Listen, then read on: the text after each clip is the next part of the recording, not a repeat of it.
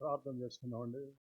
వచ్చిన వారు తలలు వంచి కళ్ళు మూసుకుంటే ప్రార్థన చేసుకొని మన హృదయాలను సిద్ధపరుచుకొని దేవుని వాక్యం కొరకు సిద్ధపడదాము. దేవుడు ప్రేమించి మనకు మంచి అవకాశం ఇచ్చి మంచి వాతావరణంలో చల్లబోట్లో దేవుని సన్నిధిని అనుభవించడానికి దేవుడిచ్చిన గొప్ప అవకాశాన్ని బట్టి దేవుని స్తుతిస్తున్నాను. ప్రార్థన.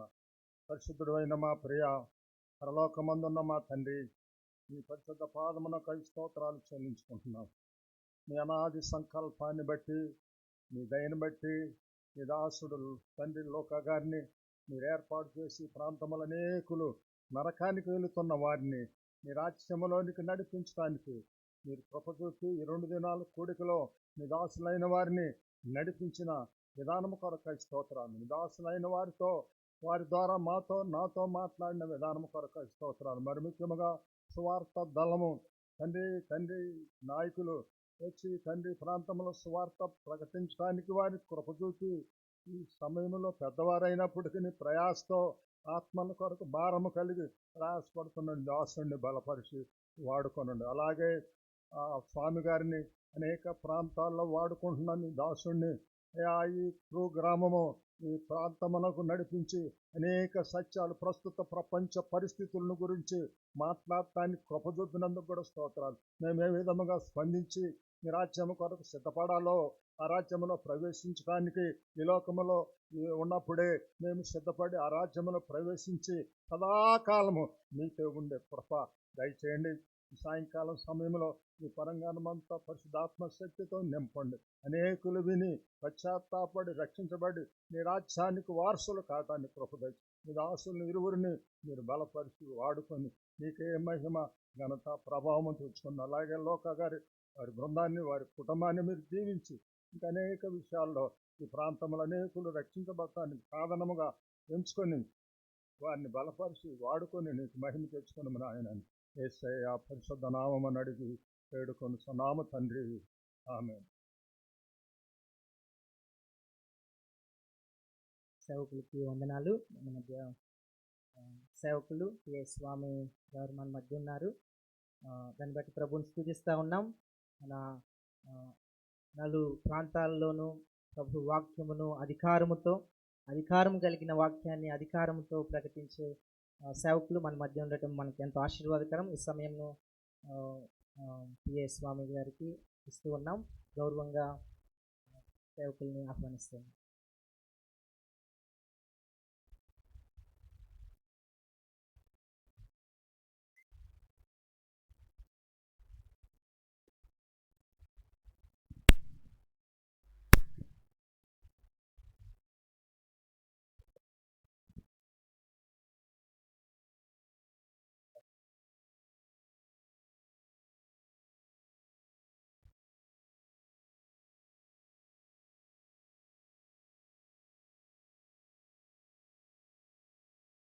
ప్రేమపూర్ణుడు మన ప్రభు అయిన యేసుక్రీస్తు వారి ప్రశస్త నామంలో వీలైన సహోదర సహోదరులందరికీ శుభాలు వందనాలు తెలియచేస్తూ ఉన్నాను.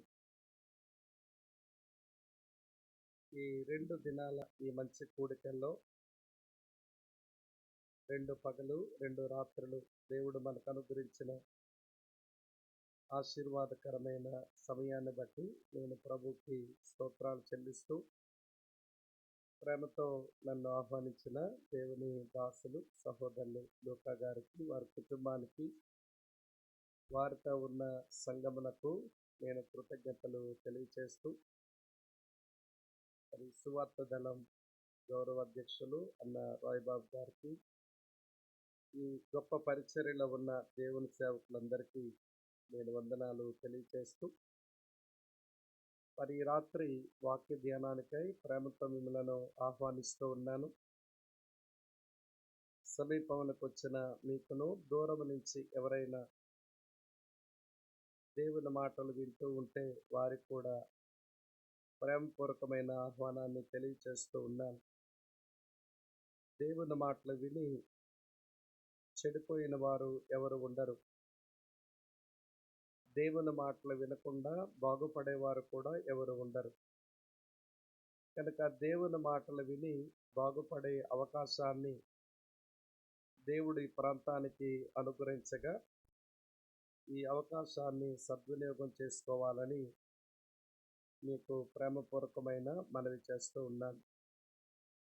మంచిది ప్రియులారా, ఈ రాత్రి మన ధ్యానం కొరకై బైబిల్లోంచి ఒక 2 స్థలాలలో 2 వచనాలు చదువుదాం.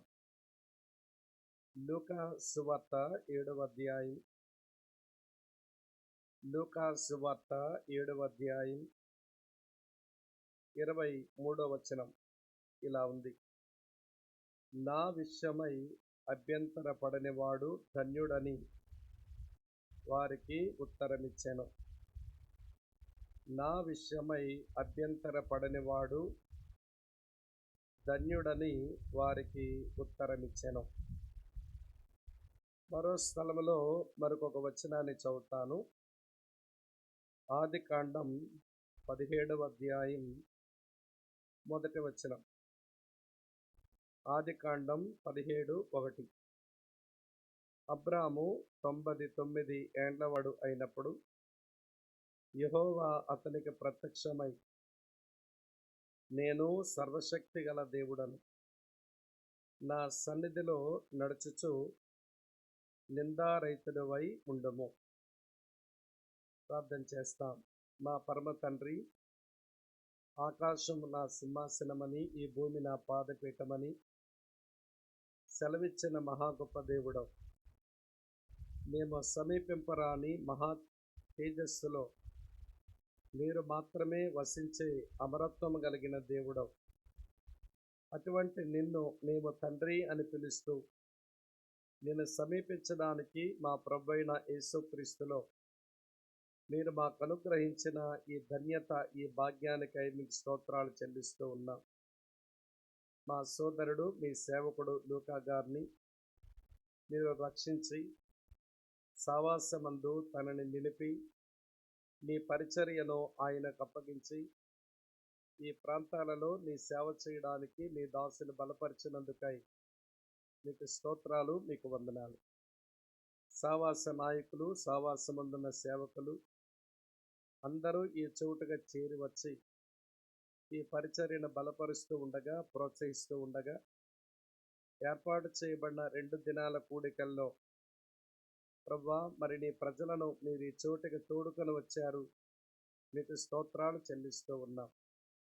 ఈ స్థలంలో నీ నామం బహుగా హెచ్చింపబడినట్లు, నీ వాక్యం చేత మా హృదయాల వరకు నీ మాటలు చేరి మమ్మల్ని మార్చునట్లు నీ కృపా కార్యం మా అందరి ఎడల జరిగించుము.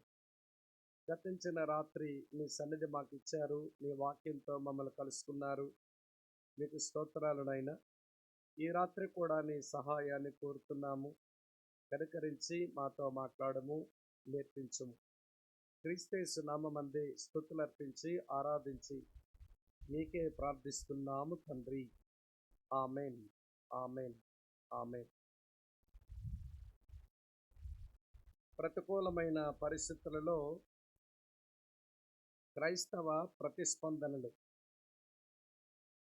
దేవుని పిల్లల జీవితంలో ప్రతికూలతలు వస్తాయి. అలాంటి సమయాలలో మనం ఎలాగ ప్రతిస్పందించాలో గతించిన రాత్రి మీతో ఈ స్థలంలో పంచుకునేందుకు ప్రభు సహాయం చేశారు. ఈ రాత్రి మరి ఒక సందేశం మీ ముందుకు తీసుకుని రాగోరుతా ఉన్నాను. ప్రభు అయిన యేసుక్రీస్తు వారు భూమి మీద ఉన్నప్పుడు ఆయన ఒక విషయాన్ని ఇలా చెప్పారు. నా విషయమై అభ్యంతర పడనివాడు ధన్యుడని వారికి ఉత్తరం ఇచ్చాను. ఈ వచనంలోంచి నా వర్తమానం వివరించే ముందు ప్రియులారా, మనకన్నీ అనుకూలంగా ఉంటే అభ్యంతరాలు లేకుండా భక్తి చేసుకుంటూ పోతాం. కానీ పరిస్థితులు వికటిస్తే, అంటే పరిస్థితులు అననుకూలంగా మారితే మన జీవితాల్లో దేవుని గూర్చిన, ప్రభువుని గూర్చిన అభ్యంతరాలు వచ్చేస్తాయి. అయితే యేసయ్య అంటున్నారు, నా విషయమై అభ్యంతర పడని వాడు ధన్యుడు అన్నారు. సరే, ఈ మాట ఏ సందర్భంలో ఆయన పలకవలసి వచ్చిందో మీతో చెప్తాను. ప్రభు అయిన యేసుక్రీస్తు వారి నోట బాప్తిసమమిచ్చు యోహాను గురించి చాలా మంచి మాటలు ఉన్నాయి. అలాగనే బాప్తిసమిచ్చు యోహాను అనే మనుషుడు కూడా ఎంతో గంభీరంగా, అర్థవంతంగా, ఆత్మ సంబంధంగా ప్రభు యొక్క ఆత్మావేశంతో దేవుని కొరకు భూమి మీద బ్రతికాడు. ఆయనను గూర్చి యేసు ప్రభు అన్న మాటలు ఇలా ఉన్నాయి: స్త్రీలు కనినటువంటి వారిలో బాప్తిస్మమిచ్చు యోహాను కంటే గొప్పవాడెవడూ లేడు అన్నారు. అంటే భూమి మీద బాప్తిస్మమిచ్చు యోహాను కంటే మరొకరెవరూ గొప్పవారు లేరు, యేసును మినహాయిస్తే. ఇక్కడే రాసుంటుంది చూడండి, లూకాసు వార్త 7వ అధ్యాయం 28వ వచనంలో ఉంటుంది ఆ మాట. స్త్రీలు కనిన వారిలో యోహాను కంటే గొప్పవాడు ఎవడనూ లేడు అని రాసి ఉంది. అది చాలా గొప్ప మాట, యేసయ్య నోట వచ్చిన మాట. మరోమారు యేసు ప్రభువారే ఈ యోహాను గురించి ఇలా అన్నారు. యోహాను సువార్త 5వ అధ్యాయం 35వ వచనంలో ఇదే బాప్తిసమిచ్చు యోహాను గురించి ఇలా అన్నారు: అతడు మండుచు ప్రకాశించుచున్న దీపమై ఉండెను, మీరు అతని వెలుగులో ఉండి కొంతకాలం ఆనందించుటకు ఇష్టపడితిరి అన్నాడు. బాప్తిసమిచ్చు యోహాను ఎటువంటి వాడు అంటే, తనలో తాను మండుచూ ఉండేవాడు, ఇతరులకు వెలిగిచ్చే ప్రకాశతన కలిగిన వాడు. He was shining out side, he was burning inside. అతని లోపల మండుచూ ఉండేవాడు, బయటికి ఆయన ప్రకాశించేవాడు. ప్రతి క్రైస్తవుడు ఇట్లనే ఉండాలి, అది దేవుని యొక్క సంకల్పం. మనము లోపల ప్రభు కొరకు మంట కలిగి ఉండి బయటికి మనం మన వెలుగునివ్వాల్సిన ఆవశ్యకత ఉందని ఇలాంటి మంచి వచనాలు చదువుతున్నప్పుడు మనకు అర్థమవుతూ వస్తాయి. కనుక బాప్తిసమిచ్చు యోహాను తనలో తాను మండేవాడు, ఇతరులకు వెలిగించి వారి ముందు ప్రకాశించినవాడు. అందుకే అతడు మండుచు ప్రకాశించుచున్న దీపమై ఉండెను అని రాసి ఉంది. అయితే అలాంటి ఆయన చెరసాల పాలు కావలసి వచ్చింది. స్త్రీలు కన్నటువంటి వారిలో గొప్పవాడెవడు లేడు బాప్తిస్మిచ్చు యోహాను కంటే అని ప్రభు అన్నారుగా. మరి అంత గొప్పవాడు అతను ఈ లోకములో ఉన్నప్పుడు మండుచు ప్రకాశించుచున్న దీపమై ఉన్నాడు అని ప్రభువే ఆయన గురించి సాక్ష్యం ఇచ్చారు. అలాంటి ఈ బాప్తిస్మమిచ్చు యోహాను ఆయన చెరసాల పాలు కావలసి వచ్చింది. ప్రియులారా, ఆయన ఎప్పుడైతే చెరసాల పాలు అయినాడో అతను తెలిసినటువంటి వాక్యం ప్రకారం ఆయన బంధించబడిన వారిని విడిపించడానికి మెస్సియా వస్తాడు అని యెషయా గ్రంథంలోని మాట ఎరిగిన వాడే. కనుక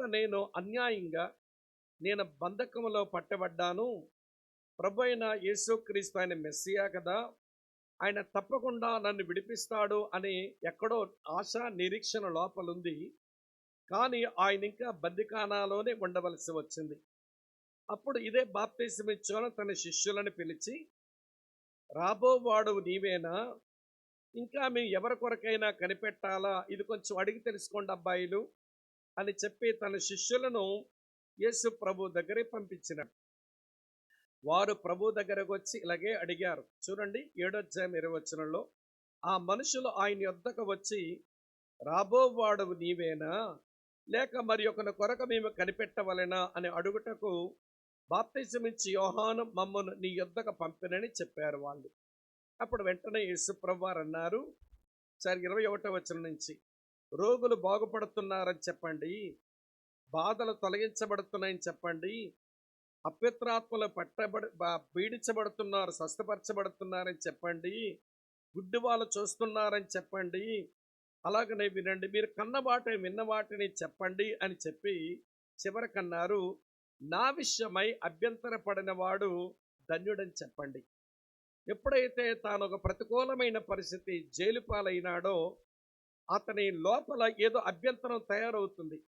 ప్రియులారా, ముందే మీతో చెప్పాను, అన్నీ అనుకూలంగా ఉంటే దేవుని విషయమై ఎటువంటి అభ్యంతరం లేకుండా స్తోత్రాలకే తక్కువ ఉండవు, హల్లెలూయాలకే తక్కువ ఉండవు, మన చేసే భక్తికి ఏమీ భరోసా లేకుండా అన్నీ ఉంటాయి. కానీ ప్రతికూలమైన పరిస్థితులు వచ్చినప్పుడే మనకు తెలియకుండానే మన లోపల కలుగుతున్న బలహీనత, ఆందోళన, కలవరం అది దేవుని విషయమై అభ్యంతరపడేలా చేస్తుంది. కాబట్టి ఇక్కడ ప్రభు అన్నారు, నా విషయమై అభ్యంతరపడని వాడు ధన్యుడని చెప్పండి అన్నారు. కనుక ప్రతికూలమైన పరిస్థితులు వచ్చినప్పుడు, మనం కొన్ని ప్రతిఘటనలు ఎదుర్కొంటూ ఉన్నప్పుడు, మన జీవితంలో కొన్ని ప్రమాదాలు చొరపడినప్పుడు మనం దేవుని విషయమై అభ్యంతరపడేటువంటి సమయాలు వస్తాయి. ప్రస్తుతం మనం అదే పరిస్థితిలో ఉన్నాం.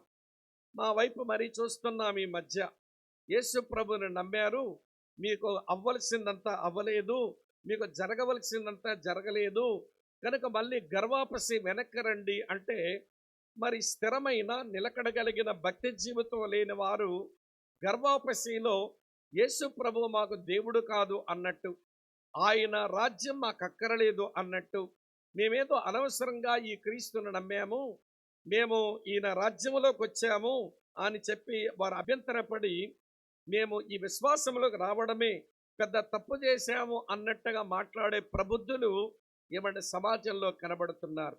వీరు ఎవరు అంటే యేసు ప్రభు విషయమై అభ్యంతరపడుతున్నవారు.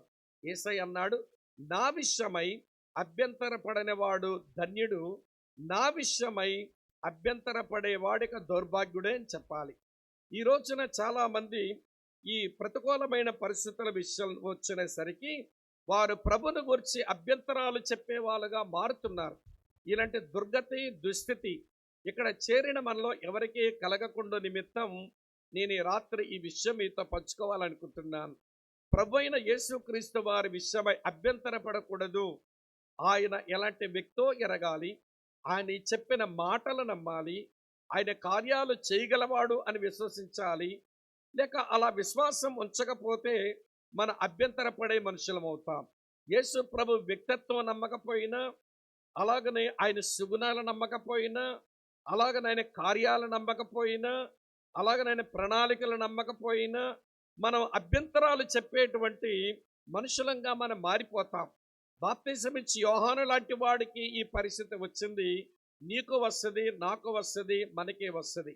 కానీ పరిస్థితులు ఎంత విషమించినా, వికటించినా యేసు ప్రభు విషయమై మన అభ్యంతరపడకుండా విశ్వాస విషయంలో స్థిరుడమై మన ప్రభువుని గణపరచవలసి ఉంది. తద్వారా మనకు సంక్రమించే ఆశీర్వాదాలు మనం పొందుకోవలసి ఉంది. ఇది మీ మనసులో ఉంచుకోండి. ఇప్పుడు ఇవ్వండి, పెద్ద పెద్ద వ్యక్తుల విషయంలో కూడా అభ్యంతరాలు వస్తాయి. కానీ అభ్యంతరాలు తొలగించేందుకు ప్రభు తన ప్రత్యక్షతలను ఇస్తాడు, ప్రభు తన మాటలు తిరిగి అందిస్తాడు. ఇప్పుడు బాప్తిసం ఇచ్చి యోహానికి చెప్పించాడు ఒక మాట, నా విషయమై అభ్యంతరపడనవాడు ధన్యుడని చెప్పండి అని. ఎలాగైతే అభ్యంతరాలు తొలగించినాడో, తన మీద కలిగి ఉండవలసిన విశ్వాస విషయమై ఇంకా స్థిరుడు కావాలి అనే విషయానికి ఎలాగైతే ఆయన సహాయపడ్డాడో, ఎవరికైనా అలాగనే సహాయపడతాడు, ఎవరికైనా అలాగే బలపరుస్తారు, ఎవరినైనా దేవుడు అలాగే స్థిరపరుస్తాడు. మనకు మనం స్థిరులం కాలేం, మనకు మనం బలపరచుకోలేం. అందుకనే బైబిల్ని మాట రాసి ఉంది. తెస్సలోనికి రాసిన 2వ పత్రిక 3వ అధ్యాయం 3వ వచనంలో ఇలా రాసి ఉంటుంది, అయితే ప్రభు నమ్మదగిన వాడు, ఆయనే మిమ్మల్ని స్థిరపరిచి ప్రతి దుష్టత్వము నుంచి కాపాడును. మనకు మనం స్థిరులం కాలేం, మనం మట్టి గట్టాలము. ఒకవైపు లోకం యొక్క ప్రోద్బలం మన మీదకి వస్తుంటే, మరోవైపు సాతానుడు వాడి యొక్క ప్రేరణలు మన మీదకి వస్తూ ఉంటే, మరోవైపు మన శరీరం అది మరి కొంచెం మనల్ని ప్రలోభ పెట్టేస్తూ ఉంటే, మనం ప్రభు విషయమై అభ్యంతరపడి ఆధ్యాత్మిక విషయమై మన బలహీనులమయ్యే అవకాశం ఉంది. అది బాప్తిసం ఇచ్చి యోహానికి వచ్చింది, అబ్రాము జీవితంలో కూడా వచ్చింది. అదేంటండి, విశ్వాసులకు తండ్రైన అబ్రాము జీవితంలో అభ్యంతరం వచ్చిందా? వచ్చింది. ప్రభు అభ్యంతరాన్ని తొలగించాడు. దేవుని స్నేహితుడు అని పేరు కలిగిన అబ్రాము జీవితంలో ఒక అభ్యంతరం వచ్చింది. దేవుడు దాన్ని ఎలా తొలగించాడో మీతో చెప్తాను. నమ్మిన వారందరికీ ఆయన మాదిరిగా ఉండడానికి దేవుని చేత ఏర్పరచబడి నియమించబడిన అబ్రాము జీవితంలో కూడా అభ్యంతరం వచ్చింది. దేవుడు ఎలాగ దాన్ని తొలగింపజేశాడో అది చెప్పి, మరి ఈ రాత్రి ఈ సందేశం విన్న నీకు ప్రతికూలమైన పరిస్థితులు వచ్చినప్పుడు, నువ్వు మనుషుల చేత ప్రతిఘటించబడుతున్నప్పుడు, నీ మీదకు ప్రమాదాలు వస్తూ ఉన్నప్పుడు నువ్వు యేసు విషయమై అభ్యంతర పడకుండా నీవు స్థిరముగా నిలుచు నిమిత్తమై ఈ రాత్రి ఒక సందేశం చెప్పి మీ యొద్ద నుంచి సెలవు తీసుకోవాలి అని ఆశపడుతున్నాను. సరే, అబ్రాహాము దేవుని స్నేహితుడే కదా, అబ్రహాము నమ్మిన వారందరికీ తండ్రి కదా, అబ్రాహాము విశ్వాసులకు అతని మాదిరి కదా, అతను అభ్యంతర పడ్డాడా అంటే ఓఎస్ ఒకసారి అభ్యంతర పడ్డాడు. ఎలా అభ్యంతర పడ్డాడో చెబుతాను వినండి. ఏ ప్రతికూలమైన పరిస్థితి అభ్యంతర పడేలా చేసిందో వివరిస్తాను, సావధానంగా వినండి. దేవుడు అబ్రహామును ప్రియులారా పిలిచినప్పుడు అతని వయసు 75 సంవత్సరాలు, అతని భార్య వయసు 65 సంవత్సరాలు. దేవుడు ఆ వయసులో వారికి మీకు సంతానం ఇస్తాను అని చెప్పాడు, మీకు స్వాస్థ్యం ఇస్తాను అని చెప్పాడు, మీకు సంతానం ఇస్తానని చెప్పాడు, మీకు స్వాస్థ్యం ఇస్తానని చెప్పాడు. ఆ మాట మీద విశ్వాసం ఉంచి వారు పిలుపునకు లోబడి వారు కనాను దేశానికి వచ్చారు. వచ్చిన తర్వాత ప్రియమిత్రులారా, ఒక 10 సంవత్సరాలు దొర్లింది. వాళ్ళ ఇంట్లో పిల్ల లేదు, జల్లా లేదు. దేవుడేమో సంతానం ఇస్తానన్నాడు. 75వ సంవత్సరంలో ఆ మాట తీసుకుని వచ్చిన అబ్రాము జీవితంలో ఒక 10 సంవత్సరాలు దొర్లినాయి. అంటే ఆయన వయసు 85కి వెళ్ళిపోయింది, ఈవిడ గారి వయసు 75కి వచ్చింది. మరి పిల్లలు ఇంకా పుట్టల. ఆ సమయంలో దేవుని వాక్యం అతని ప్రత్యక్షమై, అబ్రాము భయపడకము, నీ బహుమానం అత్యధికం చేస్తాను, నేను నీకు కేడుమగా ఉంటాను అన్నాడు ప్రభు. అప్పుడు అబ్రాము అన్నాడు, ప్రభువా ఎన్నిచ్చిననేమి, సంతానం లేని వాడినైపోతున్నానే, ఈ దమస్కు ఎలియాజరే నా ఆస్తికి కర్త అవుతాడేమో కదా అని అన్నాడు. అప్పుడు ప్రభు అన్నారు, లేదు లేదు లేదు, నీ భార్య అయిన సారా ద్వారానే నీకు కుమారుని ఇస్తాను, విశ్వాసముంచవయ్యా అన్నాడు. అప్పుడు అబ్రాము దేవుని విశ్వాసముంచి అతను నీతిమంతునిగా తీర్చబడ్డాడు. అదే ఆదికాండం 15:6 ఉంటుంది. అబ్రాము యెహోవాను నమ్మెను, అది అతనికి నీతిగా ఎంచబడెను అని రాసి ఉంటుంది. సరే ప్రియులారా, ఇప్పుడు విషయం చూడండి, చెప్తాను. ఈయన వయసు 85కి వచ్చింది, ఆవిడ గారి వయసు 75కి వచ్చింది. బహుశా సారా ఇలా ఆలోచించి ఉంటుంది, నాకు మెనోపాస్ వచ్చేసింది కదా, నాకు నెలసర్లు నిండుకున్నాయి కదా, స్త్రీ ధర్మం నాలో నిలిచిపోయిన వయసు వచ్చింది కదా, మరి ఇంకా బిడ్డ పుడతాడని ఎదురు చూడడం ఏమిటి, ఇంకా ఒక పిల్లాడ పుడతాడని ఎదురు చూడడం ఏంటి అని తన పెనిమిటికి ఆమె ఒక సలహా ఇస్తుంది. ఏమండి, మనం దేవునికి సాయం చేద్దాం. దేవుడు మాట ఇచ్చాడుగా నిలబెట్టుకోలేకపోతున్నాడు గనక దేవునికే సహాయం చేద్దాం అనుకున్నట్టుగా ఆవిడంటుంది, నా యొక్క పని మనిషిని, నా దాసిని నీ కౌగట చేరుస్తా, ఆమెతో మీరు దాంపత్యం చెయ్యండి. ఒక పిల్లాడు పుడితే నా కడుపులోంచి పిల్ల పుట్టడని అర్థమైపోయింది, నాకు మెనోపాస్ వచ్చేసింది, నాలో స్త్రీ ధర్మం నిలిచిపోయింది, నా పొట్టలో ఉన్న గర్భసంచి చచ్చిపోయింది, అటువంటి చచ్చిన గర్భసంచిలోంచి ఒక బిడ్డ పుట్టే అవకాశం ఇక ఉండదు. కాబట్టి నా పని మనిషితో మీరు కాపురం చేసి ఒక బిడ్డను కనండి, ఆ బిడ్డను మన బిడ్డగా చేసుకుందాము అని చెప్పి భర్తకు ఆమె సలహా ఇచ్చింది. ఇక్కడ విషయం చెప్పనా, ఏ స్త్రీ అయినా తన భర్త కంటే ఒక అడుగు ముందుకేసింది అంటే తన భర్తకు శ్రమ తెచ్చి పెట్టొద్దన్నమాట. ఇప్పుడు ఈ సారా చేసిన పని అదే, భర్త కంటే ఒక అడుగు ముందుకేసింది. ఒక అడుగు ముందుకేసిన కారణం చేత ఆ ఇంటికి 4000 సంవత్సరాల శత్రువులను తెచ్చిపెట్టింది. ఇష్మాయేలుని బట్టి దేవుని ప్రజలకు 4000 సంవత్సరాల శత్రువులు మిగిలిపోయారు. అలాగనే స్త్రీ భర్త కంటే ముందుకు అడుగులు వేయకూడదు. కొంతమంది అక్కలు ఉంటారు, మా ఆయన వెనకాలే ఉంటానంటారు. వెనకాల ఉండకే తల్లి, నేను పక్క నుంచి తీసినాడు ప్రభు, పక్కనుంటే చాలు. కొంతమంది వెనకాల ఉంటానంటారు. ఏ స్త్రీ అయితే తన భర్త వెనకాల ఉంటుందో అతనికి అవమానం మిగిలిచిపెట్టి మీకాలు అదే పనిచేసింది. దావీదుకున్నంత ఆత్మీయత ఆమెకి లేక దావీదు యొక్క స్తుతి ఆరాధనను ఆమె అవహేళన చేసేటువంటి ఆడదైపోయింది. ఏ స్త్రీ అయితే భర్త కంటే ముందడుగులు వేస్తుందో భర్తకు శ్రమ తెచ్చి పెట్టుద్ది. ఏ ఆడకూతురైతే తన భర్తకు వెనకాల అడుగులు వేస్తుందో తన భర్తకు అవమానం మిగులుస్తుంది. ఈ రెండు పనులు కాదు, నిన్న ప్రకటనలోంచి తీసినాడు, నువ్వు ఆయన పక్కనే ఉండి మీ కుటుంబ జీవితంలో కలిసి ప్రయాణం చెయ్యాలి. సరే, ఇంతగా నేను చెప్పగోరే విషయం, ఈ సారా తన భర్త కంటే ఒక అడుగు ముందుకేసింది, భర్తకు సలహా ఇచ్చింది, దేవునికి సాయం చేద్దామనుకుంది. సరే మొత్తానికి సరే అబ్రాహాం ఆమెతో కాపురం చేసినాడు.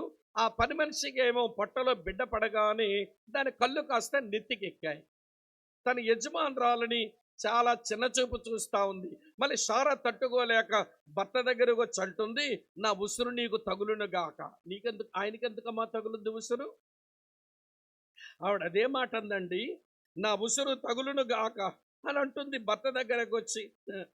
అరే వినండి వినండి ప్రియమైన స్నేహితులారా, ఈ మాట ఆడవాళ్ళు చేసిందంతా చేస్తారు, తర్వాత ఎవరికో నా ఉసురుమంట తగలానంటారు.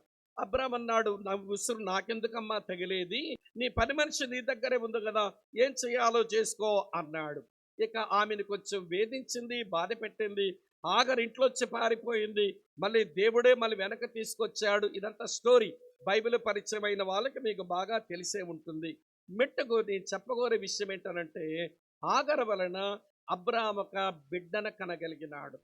అతనికి ఇష్మాయేలు అని పేరు పెట్టారు. చదువుతాను చూడండి. ఇప్పుడు ఆదికాండం 16వ అధ్యాయం 16వ వచనం ఇట్లుంది.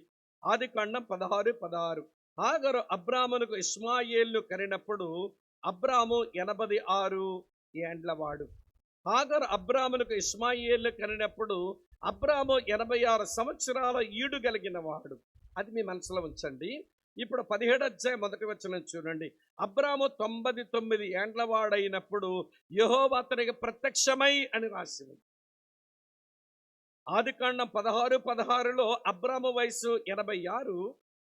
ఆదికాండం 17వ అధ్యాయం 1వ వచనంలో అబ్రాము వయసు 99. ఈ 99లో 86 తీసే 13 సంవత్సరాలు. ఈ 13 సంవత్సరాలు ఏం జరిగింది అబ్రాము జీవితంలో? దేవుడు మౌనమైనాడా? దేవుని మాట లేదు. దేవుడు ఏం చేశాడో లేదు. అబ్రాము జీవితంలో కూడా ఏమి జరిగిందో కూడా పరిశుద్ధాత్ముడు దాని పరిగణలో తీసుకుని ఆ గ్రంథములో మోషే ద్వారా రాయించలేదు కూడా. కారణం ఏంటో తెలుసా?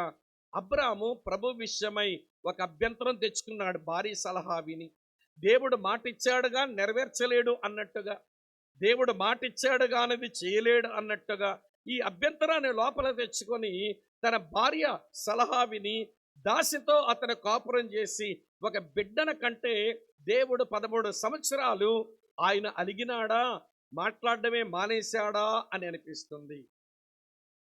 ఇప్పుడు చెప్తాను వినండి ప్రియులారా. ఈ 13 సంవత్సరాల తరువాత ఈ 99వ సంవత్సరంలో మళ్ళీ దేవుడే ప్రత్యక్షమై నేను సర్వశక్తి గల దేవుడును అన్న ప్రత్యక్షతనిచ్చినాడు. అబ్రాము జీవితంలో వచ్చిన ఆ అభ్యంతరాన్ని తొలగించేందుకు ఆయన తన ప్రత్యక్షతను అనుగ్రహించినాడు. ఆ ప్రత్యక్షతే సర్వశక్తి గల దేవుని ప్రత్యక్షత. తెలుగులో సర్వశక్తి గల దేవుడు అని చదువుతాము, ఇంగ్లీష్లో ఆల్మైటీ గాడ్ అని చదువుతాము. అదే ప్రియుల హెబ్రీ భాషలో ఎల్ షద్దాయ్ అని చదువుతాం. ఎల్ షద్దాయ్. ప్రియుల దేవుడు ఎల్ షద్దాయిగా తన ప్రత్యక్షతను ఇచ్చుకున్నాడు.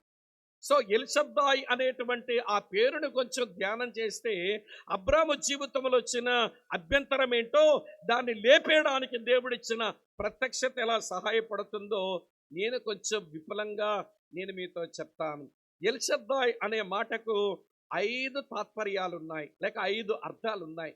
5 వివరంగా చెప్తాను, జాగ్రత్తగా వినండి. సర్వశక్తి గల దేవుడు, ఆల్మైటీ గాడ్. ఈ బైబిల్ ఏ దేవుని గురించి అయితే మాట్లాడుతుందో, మనమంతా ఏ దేవుని పేరటైతే ఈ చోటుకి చేరి వచ్చి ఆయన మాటలు వింటున్నామో ఆ దేవుడు సర్వశక్తి గల దేవుడు. ఆయన పేరు ఎల్ షద్దాయ్. ఎల్ షద్దాయ్ అనే మాటకు మొదటి అర్థం ఆయన సరిపోయినవాడు, సఫిషియంట్ వన్, సరిపోయినవాడు. ఏమయ్యా అబ్రహాము, నీకు బిడ్డనిస్తానని వాగ్దానం చేశాను, ఆ బిడ్డనివ్వడానికి నేను సరిపోయిన వాడిని కాదనుకున్నావా? నీ భార్య సలహా విన్నావే? ఎందుకు అలాంటి అభ్యంతరం తెచ్చుకున్నావు నీ హృదయంలో? నా విషయమై అభ్యంతర పడనివాడు ధన్యుడు, నా విషయమై అభ్యంతర పడేవాడు అన్యుడే. అలా అభ్యంతరం తెచ్చుకున్నావేమయ్యా? నేను ఇచ్చిన మాట నిలబెట్టుకోలేనా? నా పేరు సర్వశక్తి గల దేవుడు ఎల్ షద్దాయ్, నేను సరిపోయిన వాడను. అన్నదమ్ములారా, అక్క చెల్లెళ్ళారా, వినండి సావధానంగా. ఈ దేవుడు ఆయన సరిపోయిన వాడు. దేనికి సరిపోతాడో కొంచెం మీతో చెప్తాను, జాగ్రత్తగా వినండి. దేనికి సరిపోయిన వాడు ఆయన? ఇలా చదువుతాను వినండి. ముగ్గురు యవనస్తులు ఈ దేవుని గురించి ఇలా సాక్ష్యం ఇచ్చారు.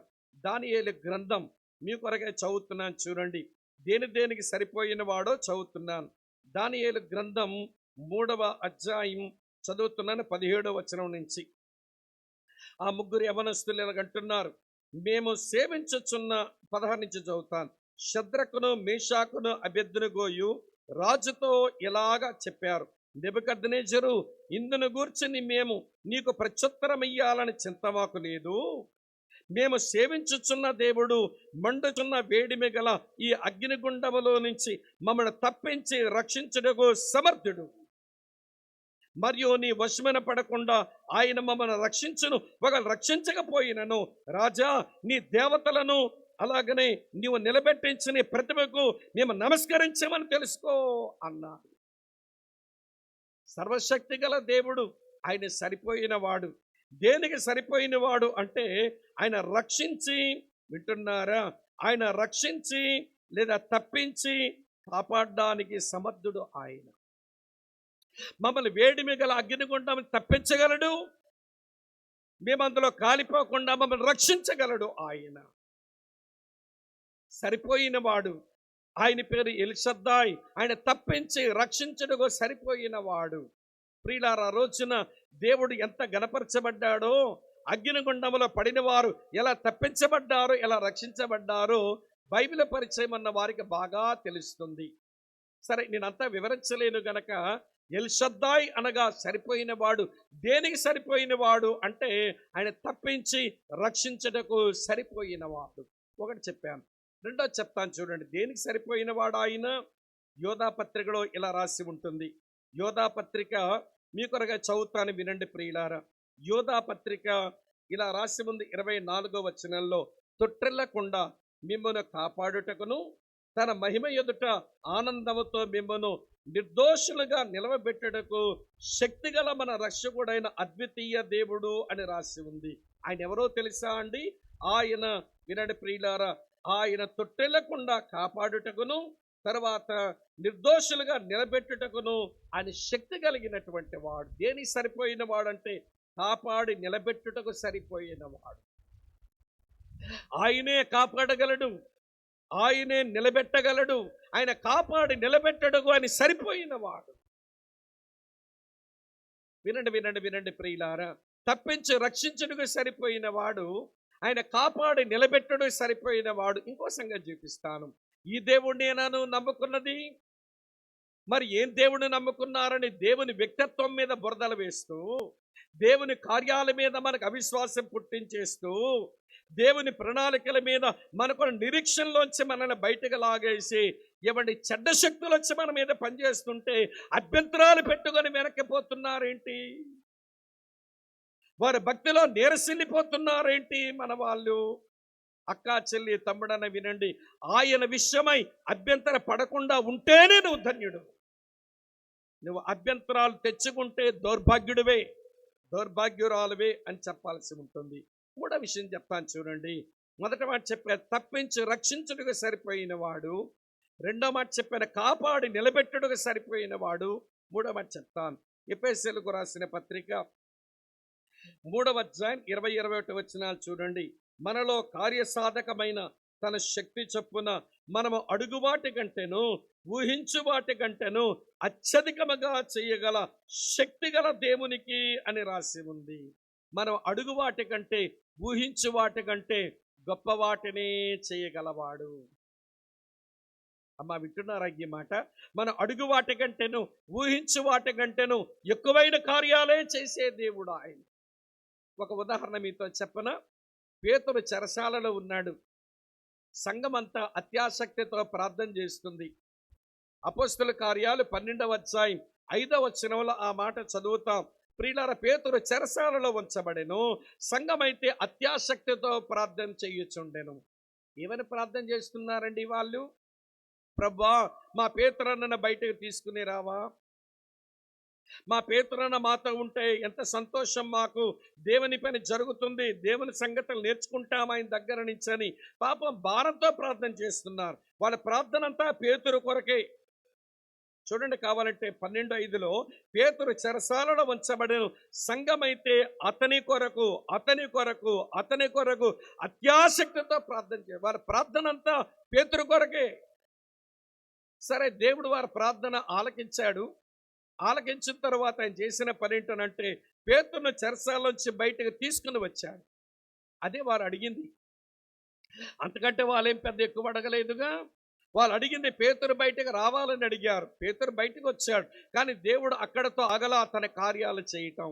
ఏం చేశాడో చూపించినా మీకు. అదే అపొస్తలుల కార్యాలు 12వ అధ్యాయం 19వ వచనం చూడండి.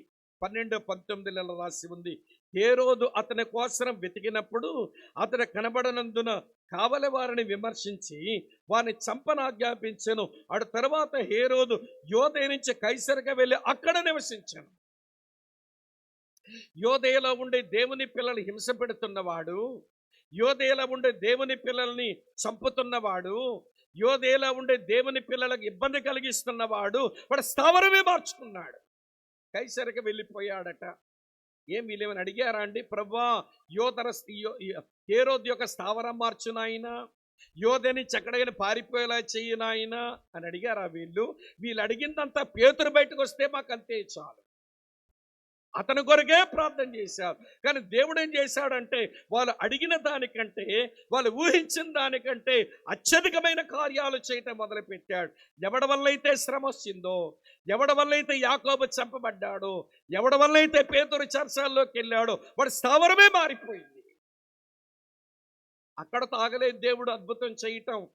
ఇంకో విషయం చూపిస్తాను చూడండి. ఇక్కడే అదే అపొస్తలుల కార్యాల 12వ అధ్యాయంలో చదువుతున్నాను చూడండి. 22-23 వచనాలు.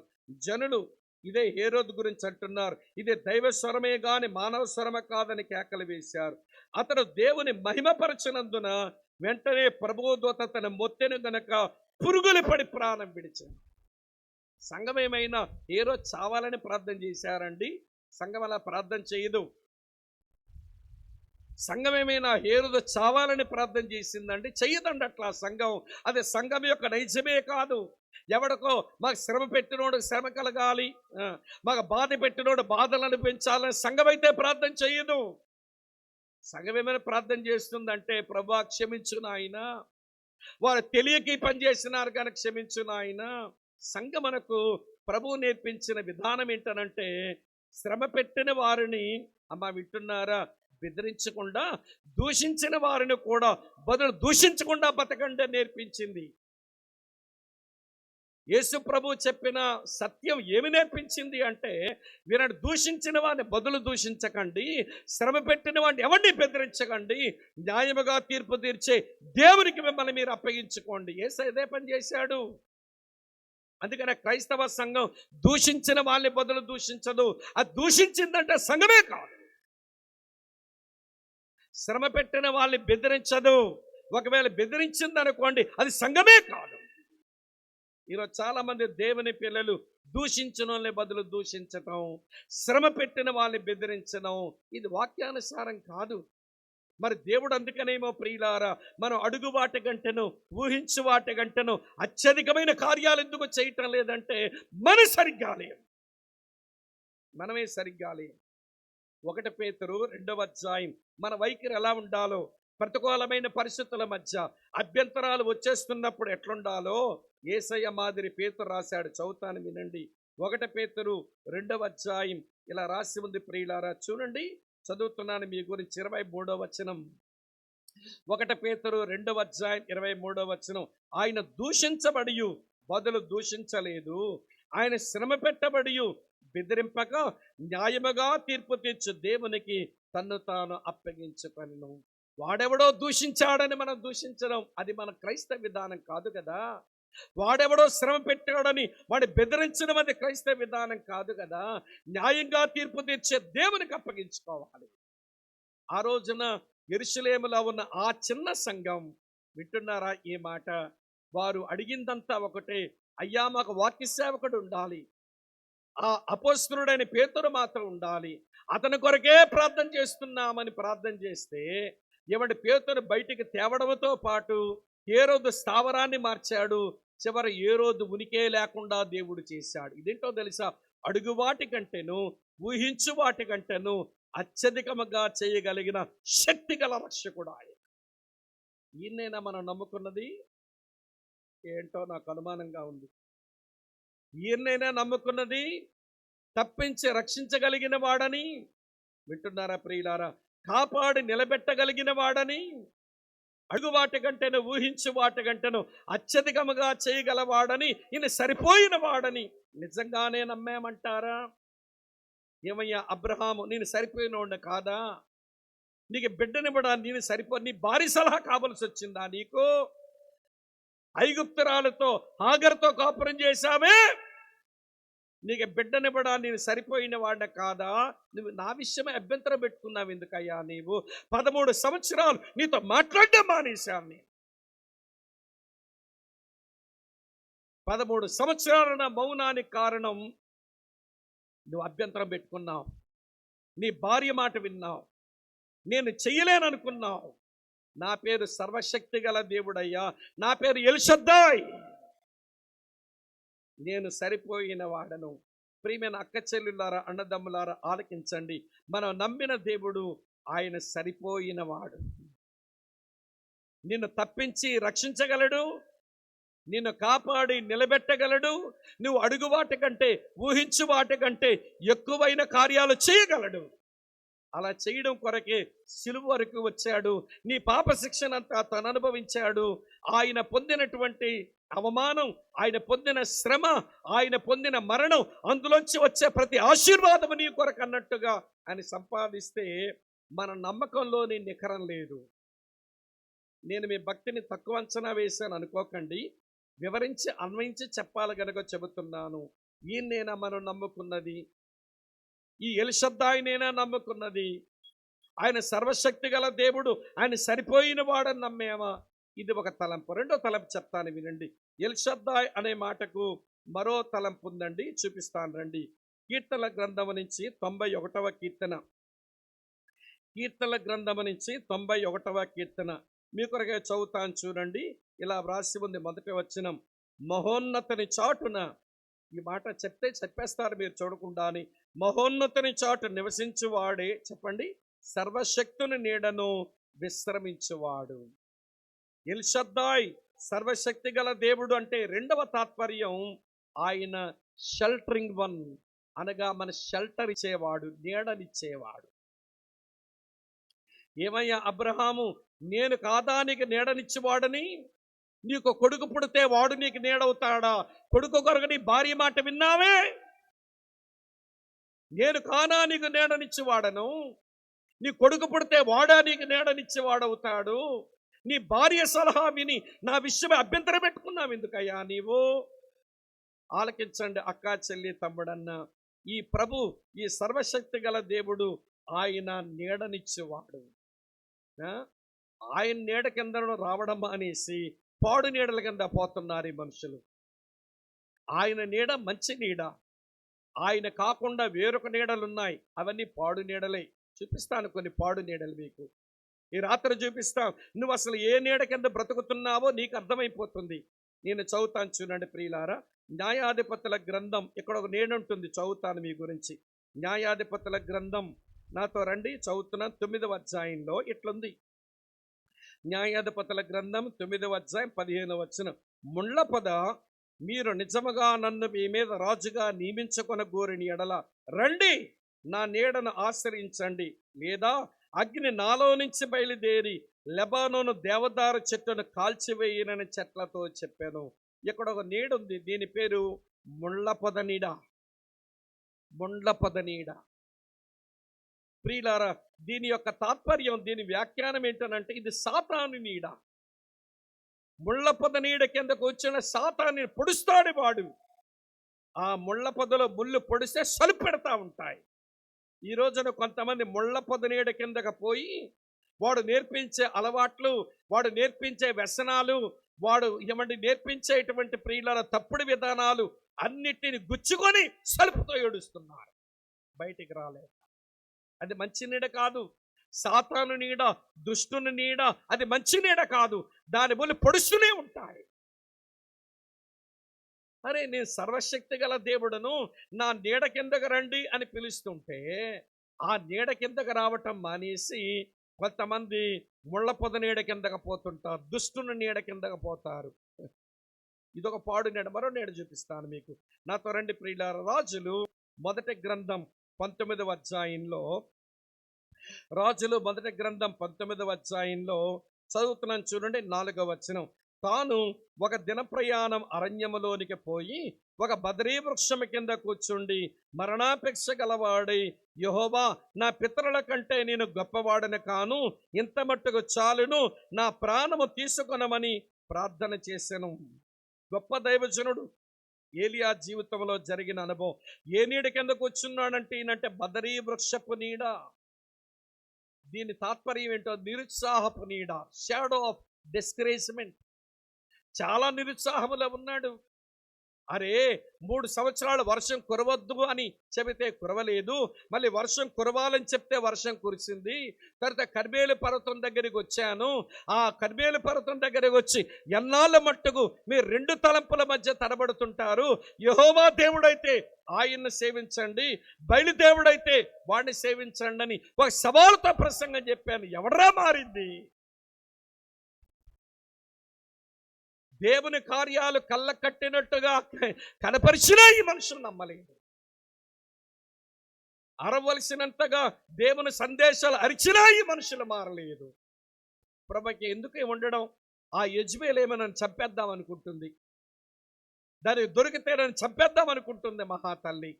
దాని చేతిలో పడి చావడం కంటే నేను ఇక్కడ చస్తే మంచిది అన్నట్టుగా ఇంత మట్టుకు చాలు, నన్ను చంపేయ్ అంటున్నాడు. ఏమిటంటే ఇది నిరుత్సాహపు నీడ. అందరికీ వస్తుంది. చాలామంది తెలియకుండానే నిరుత్సాహపు నీడ కిందకి వెళ్ళి బతికింది చాలు, చస్తే మంచిది అనుకుంటారు. చస్తే ఎవరిని ఉద్ధరిస్తావో? నేను అప్పుడప్పుడు అడుగుతాను, బతకడానికి ధైర్యం కావాలా, చావడానికి ధైర్యం కావాలంటే కొంతమంది అంటారు చావడానికి ధైర్యం కావాలి. చావడానికి ధైర్యం ఎందుకో, గుట్టుకొని చావచ్చు. బతకడానికే ధైర్యం కావాలి. బ్రతకాలంటే ఎన్నో సవాళ్ళను ఎదుర్కోవాలి, బ్రతకాలంటే ఎన్నో సమస్యలు ఎదుర్కోవాలి, బ్రతకాలంటే పోరాట జీవితం జీవించాలి. బ్రతకడానికే ధైర్యం అవసరం, చావడానికి పెద్ద ధైర్యం ఏం అక్కర్లా. వినండి వినండి ప్రియమైన స్నేహితులారా, మొత్తానికి నేను చేసిన సేవ వలన మనుషులు ఎవరు మారలేదు, నా దేవుని పక్షంగా ఎవరు చేరలేదు, ఇక నేను చేయగలని దేవుందని నిరుత్సాహపు నీడ కిందకి వెళ్ళిపోయాడు. వద్దొద్దు, నిరుత్సాహం నీడ కిందకి వెళ్ళకండి. మిమ్మల్ని నిర్వీర్యం చేసేస్తుంది నిరుత్సాహం. కొంతమంది చదువుకునే పిల్లలకు ఏం చదువుతానని నిరుత్సాహం. భర్త సరైనోడు కాదు, ఈడు మారడు, ఈడు బతికింతని చాలామంది అక్కలకి నిరుత్సాహం. ఎవరి పిల్లలు చెప్పిన వాటి వింటలేదు, భార్య నేను అనుకున్నట్టుగా ఉండటం లేదు, భర్తలుగా నిరుత్సాహం. అంతెందుకంటే సేవకులకే నిరుత్సాహమే. ఎందుకో తెలియదు. ఎంత సేవ చేసినా ఏం జరుగుతుందండి? అందులో సేవకుల నిరుత్సాహం ఎవరి వల్ల వస్తుందో చెప్పనా? నా ముందు కూర్చున్నారే, మీరు సామాన్యమైన వాళ్ళు కాదు. ఎప్పుడు మమ్మల్ని చూసి నవ్వి అన్నా నీతోనే ఉంటానంటారో మాకు అర్థం కాదు, ఎప్పుడు మూతి ముడుచుకొని చాలులే అన్నట్టుంటారో మాకు అర్థం కాదు. అసలు మాకు నిరుత్సాహమైన ఉత్సాహమైన మీ వల్లే కలుగుద్ది కదా. ఒక్కొక్క అక్క, వినండి ప్రియులారా, మమ్మల్ని బాగా ఉబ్బేలాగా ప్రోత్సాహకరంగా ఉంటారు. ఒక్కొక్కసారి అండి మూతి ముడుచుకుంటుంటుంది, ఇది ఎందుకు ఎట్లా తయారైనారా నెత్తి కొట్టుకోవాల్సి వస్తుంది. వింటున్నారా మీరంతా? ఆ బ్రదర్ మేము అట్లా కాదండి అంటారేమో. లేదు లేదు, నువ్వు అబద్ధం ఆడద్దు. అన్ని విషయాలలో సేవకుల పెద్ద ప్రోత్సాహకారమేం కాదు. జగమెరిగిన బ్రాహ్మణుడికి అప్పుడు జంజమయ్యి అక్కర్లా. నాకు తెలుసు సంఘాల్లో ఉన్న మనుషుల విషయాలు. అప్పుడే ప్రోత్సహించినట్టుంటారండి, అప్పుడే నీరు గార్చారండి, అప్పుడే అన్నా అంటారండి. అబ్బో మన వాళ్ళు ఎంత గొప్ప వాళ్ళు అనుకుంటాం, మనతో ఉంటారనుకుంటాం. ముందు అన్న అంటాడు, వెనక కన్నం పెడతాడు. భలే నిరుత్సాహం వచ్చేస్తుంటుంది. సేవలో ఉండే వాళ్ళకి భలే డిస్కరేజ్మెంట్లు వస్తుంటాయండి. వద్దు వద్దు, ఆ నీడ కిందకి వెళ్ళొద్దు. సర్వశక్తుని నీడ ఉంది. వినండి వినండి ప్రియులారా, దుష్టుని నీడ పాడు నీడ, నిరుత్సాహపు నీడ అది పాడు నీడని. ఇంకో నీడ కూడా చూపిస్తాను మీకు, ఉపయోగపడుతుంది మీ ధ్యానానికి. యోనా పుస్తకానికి రండి, చదువుతున్నాను ఈ మాట. యోనా గ్రంథంలో మరో సంగతి మీతో చెప్పనివ్వండి ప్రియులారా, మీ కొరకే చదువుతున్నాను చూడండి. 4వ అధ్యాయం, యోనా గ్రంథం 4వ అధ్యాయం చదువుతున్నాను చూడండి, 6వ వచనం. దేవుడైన యెహోవా సొరచెట్టు ఒకటి ఏర్పరిచి అతని కలిగిన శ్రమ పోగొట్టుటకై అది పరిగి యోనా తలకపైగా నీడ ఇచ్చినట్లు చేసెను. ఆ సొర చెట్టును చూచి యోనా బహుగా సంతోషించెను. మరుసటి ఉదయమందు దేవుడు ఒక పురుగును ఏర్పరచగా అది ఆ చెట్టును తొలిచినందున చెట్టు వాడిపోయెను, నీడ ఎగిరిపోయెను. ఇదేమి నీడ అంటే సొర చెట్టు నీడ. ఇది సంపదల నీడ, బంధువుల నీడ. ఏదో పురుగు వచ్చి దొలిచేస్తుంది. మాకు డబ్బు ఉందండి, మాకేంటి లెక్క అనుకుంటున్నా, పురుగు దొలిచేస్తుంది, జాగ్రత్త. సొలొమోను చెప్పాడు, ధనం మీద మనసు పెట్టుకొని బ్రతుకుతుంటేనట అది పక్షి ఎగిరిపోయినట్లుగా మన దగ్గర ఉన్న సంపద అంతా ఎగిరిపోయే ప్రమాదం ఉందంట. ఈ సొరచెట్టు నీడ బంధువుల నీడ. మాకు బంధువులు ఉన్నారండి, మాకేంటి అని అనుకుంటాం. మన కష్టాలు, ఇరుకులు, ఇబ్బందులు పడినప్పుడు మన ముఖమే చూడని బంధువులు ఉంటారండి. మన ముఖమే చూడని బంధువులు ఉంటారు. వీళ్ళు సొరచెట్టు నీడ లాంటి వారు. ఏదో పురుగు వస్తుంది, దొలిచేస్తుంది, ఆ చెట్టు ఎండిపోతుంది, నీడ ఎగిరిపోతుంది. సంపదైనా బంధువులైనా ఎల్లకాలము నీడనివ్వవు, ఎల్లకాలము నీడనివ్వవు. సర్వశక్తుని నీడ మంచి నీడ. ఆయన రెక్కల కిందకు రమ్మని పిలుస్తున్నాడు. చూడండి, ఒక అమ్మ రెక్కల కిందకు వస్తే ఒక పెద్ద ఆయన ఎలా అభినందించాడో చదువుతాను, మీకు అర్థమవుతుంది. రూతు గ్రంథానికి రండి, 2వ అధ్యాయం చూడండి. ఒక పెద్ద ఆయన ఒక అమ్మతో ఇలా మాట్లాడుతున్నాడు. మీ కొరకే చదువుతున్న రూతు గ్రంథం 2వ అధ్యాయం 12వ వచనం. యెహోవా నీవు చేసిన దానికి ప్రతిఫలం ఇచ్చును. ఇశ్రాయేలు దేవుడైన యెహోవా రెక్కల క్రింద సురక్షితంగా ఉండినట్లు నువ్వు వచ్చావు. ఆయన రెక్కల క్రిందకు వచ్చావు, ఆయన నీడ కిందకు వచ్చావు, సురక్షితంగా బ్రతుకుదువు తల్లి. ప్రియులారా, ఈ రోజున యేసయ్య అన్న మాట కూడా ఇలాగ ఉంటుంది. ఒక మారు యెరూషలేము దగ్గరకు వచ్చి ఆయన కన్నీళ్లు పెట్టుకుంటూ, యెరూషలేమా యెరూషలేమా, నువ్వు ఈ దినమంతైనా సమాధానకరమైన సంగతి తెలుసుకుంటే నీకు ఎంతో మేలు. నేను చాలాసార్లు కోడి తన పిల్లలను తన రెక్కల కింద ఉంచుకోవాలన్నట్టుగా నేను ఉంచుకోవాలనుకున్నాను, కానీ నువ్వు రానొల్లకపోతివి అన్నాడు. పైన గ్రద్ద తిరుగుతూ ఉంది, వింటున్నారా? చెప్తాను. పైన గ్రద్ద తిరుగుతూ ఉంది. ఆ తల్లి కోడి చిన్నగా ఏదో పిలుస్తుంది. పిల్ల కోడి పిల్లలన్నీ గబగబా పరిగెత్తుకుంటూ వచ్చి అమ్మ రెక్కల కిందకు వచ్చి ఉంటాయి. ఆ రెక్కల కింద పిల్లలను దాచుకుని సురక్షితంగా ఉంచుతుంది తల్లి కోడి. కానీ ఈ పిల్ల కోడి పిల్లల్లో ఒక రాలుగాయి కోడి పిల్ల ఉందిలేండి. అదేమంటారు, రెక్కల కిందకు రావడం మానేసి అమ్మ వీపెక్కి కూర్చుంది. మా అమ్మ నాకు తెలుసులే, మా అమ్మ దగ్గరే ఉన్నానులే, మా అమ్మ వీపెక్కి కూర్చున్నానులే అని వీపెక్కి కూర్చుంటే ఆ గెద్ద వచ్చి తన్నుకుపోయింది. నేను పిలిచిన రెక్కల కిందకి, అంతేగాని వీపెక్కి కూర్చోవడానికి కాదు. ఈరోజు చాలామంది యేసు ప్రభు సువార్త నీకు వినిపించబడుతుందనంటే ఆయన రెక్కల కిందకు వచ్చి నువ్వు రక్షించబడాలని పిలుస్తూ, యేసు మాకు తెలుసండి, చిన్నప్పటి నుంచి సండే స్కూల్ తెలుసు, యూత్ మీటింగులు తెలుసు, ఇలాంటి సభలు మాకు తెలుసు, యేసు మావాడే, మాకు తెలిసినవాడే.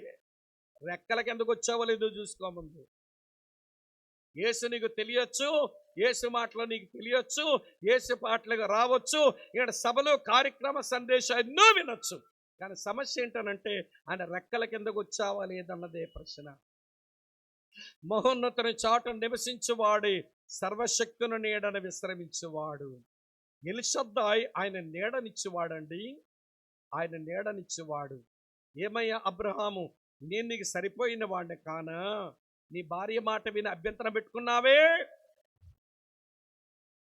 ఏమయ్యా అబ్రహాము, నేను నీకు నీడనిచ్చిన వాడిని కానా? నీకు కొడుకు పుడితే వాడు నీకు నీడనిస్తాడా? నీ భార్య మాట విని నా విషయమే అభ్యంతరం పెట్టుకున్నావే. తొలగించుకో అభ్యంతరం. నేను ఎల్షద్దాయిని. ఇది 2వ మాట. 3వ మాట చెప్తాను వినండి ప్రియులారా. ఎల్షద్దాయ్ అనే మాటకు 3వ అర్థం ఏంటనంటే సస్టైనింగ్ వన్, అనగా పోషించు దేవుడు. ఆయన పోషించు దేవుడు. ప్రియుల, ఆయన భలే అద్భుతంగా పోషిస్తాడండి. వినండి వినండి, జ్ఞాపకం చేస్తాను. ఏలియాను దేవుడు కేరీతి వాగు దగ్గర ఉండమన్నాడు. కేరీతి వాగు నీళ్లు తాగి బ్రతుకు అన్నాడు. ఇశ్రాయేలు దేశమంతట్లో కరువు సంభవించింది, కానీ కేరీతి వాగు దగ్గర ఉన్న ఏలియా చక్కగా నీళ్లు తాగుతున్నాడు. మన భోజనం మాట ఏమిటి అంటే, ఆ పోషించు దేవుడు కాకుల చేత అక్కడ భోజనాన్ని పంపిస్తున్నాడు. కాకుల చేత భోజనాన్ని పంపిస్తున్నాడు.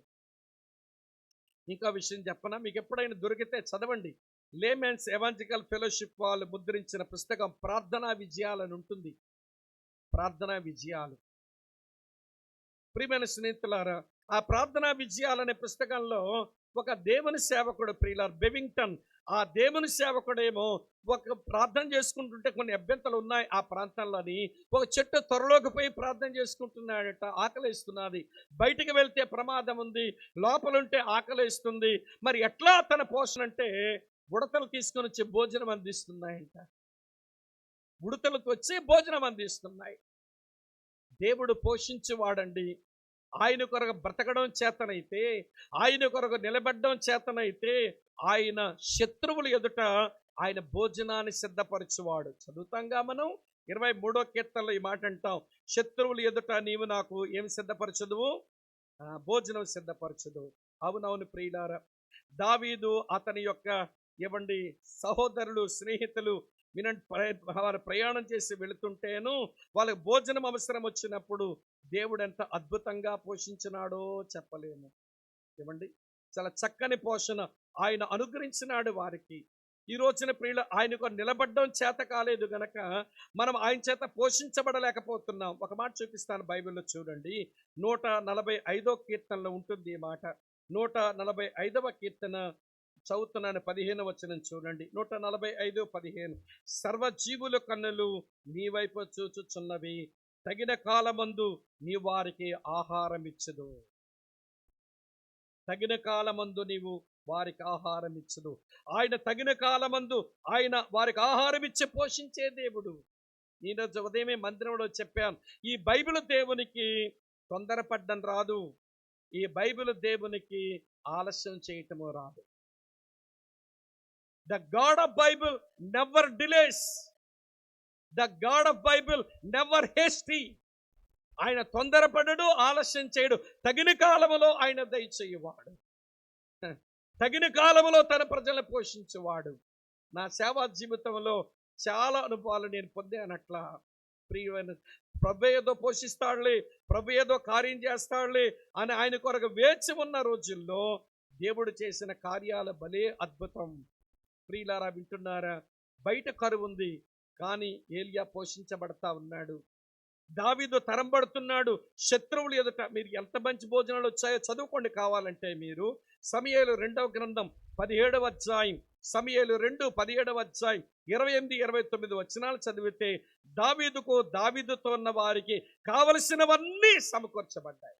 కావలసినవన్నీ సమకూర్చబడ్డాయి. తన ప్రజలకు తగిన కాలమున ఆయన పోషించువాడు కనుక ఏమయ్యా దావీదు, తగిన కాలంలో నిన్ను పోషించినాను. ఏమయ్యా ఏలియా, అలాగే తగిన కాలంలో నిన్ను పోషించిన. ఇప్పుడు అబ్రాహాము దగ్గరకు వచ్చినప్పుడు ఏమి నాయన అబ్రహాము, నేను నీకు పోషకుండా కాదా? నీ కొడుకు పుడితే పోషిస్తాడా నిన్ను? ఈ రోజున కొంతమంది కొడుకులు కన్నాక ఎందుకు కన్నానరా పాడు కొడుకులను అనిపిస్తుంది. ఇది పోషించిన మాట ఏమో కానీ నరకం చూపిస్తున్నారండి కొడుకులు ఈ రోజుల్లో. నేను మా కేజీహెచ్, మా ఏఎంసి ఆంధ్ర మెడికల్ కాలేజ్ యొక్క ప్రిన్సిపాల్, ఆయన రిటైర్ అయిన తర్వాత ఒక చిన్న మీటింగ్ పెడితేను ఆ మీటింగ్లో వాక్యం చెప్పడానికి పిలిచారు. అందరూ వచ్చే సన్మానాలు చేయడానికి వచ్చారు, మెడికల్ డాక్టర్స్ అంతా. ప్రియులారా, ఆయనకేమో సన్మానం చేశారు, అలాగే వాక్యం చెప్పే నాకు కొంచెం పని ఇస్తే అక్కడ ఉన్న మెడికల్ డాక్టర్స్ అందరికీ వాక్యం చెప్పాను. చెప్పిన తర్వాత భోజనాలు, పెద్ద పెద్ద మంచి భోజనాలు ఏర్పాటు చేశారు.